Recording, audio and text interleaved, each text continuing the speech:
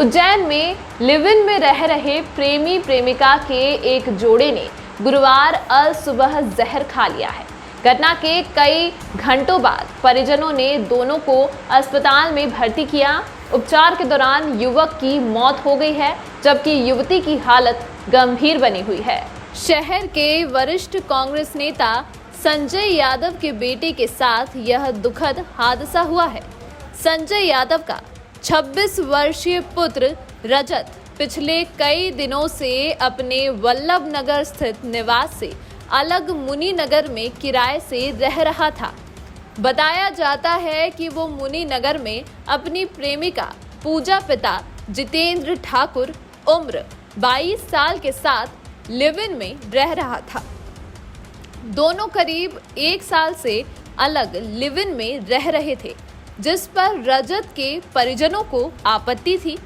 बाद में रजत के परिजनों ने रजत को समझा बुझाकर घर बुलवाया और अक्षय तृतीया पर एक सामूहिक विवाह सम्मेलन में अपने पसंद की लड़की से रजत की शादी कर दी। इस बात की जानकारी जब रजत की प्रेमिका पूजा को लगी तो बुधवार देर रात वो रजत के घर जा पहुंची। यहाँ पर जमकर विवाद हुआ। विवाद देर रात तक चलता रहा। सुबह करीब 4 बजे रजत और पूजा ने जहर खा लिया।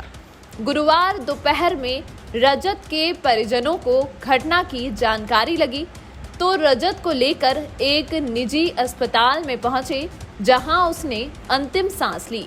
इसी बीच पूजा के जहर खाने की जानकारी मिलने पर परिजन उसे लेकर जिला अस्पताल पहुंचे, जहां पर उसकी हालत गंभीर बनी हुई है।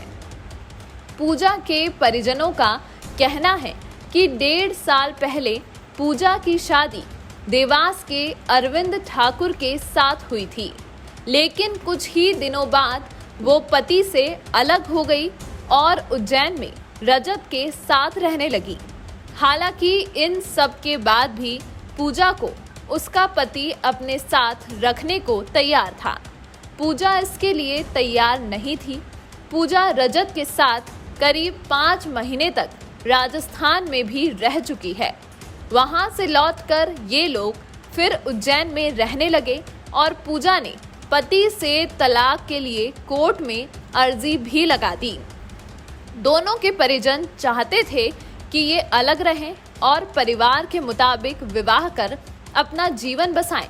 रजत के परिजनों ने उसे इस बात के लिए तैयार कर शादी भी करा दी थी, लेकिन इसी बीच विवाद हुआ और दोनों ने जहर खा लिया। रजत की मौत से परिवार में दुख का माहौल है।